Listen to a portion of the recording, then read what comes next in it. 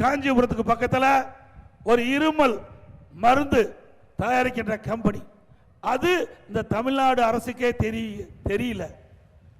இன்றைக்கு மத்திய பிரதேசத்தில் அந்த குழந்தைகள் 20 குழந்தைகள் அந்த இருமல் மருந்தை சாப்பிட்டு அருந்தி இறந்து விட்டது. ஆனால் தமிழ்நாட்டில் இருக்கின்ற இந்த அரசுக்கு, சுகாதாரத்துறைக்கு இப்படிப்பட்ட மருந்து தயாரிக்கின்ற கம்பெனியே தெரியல.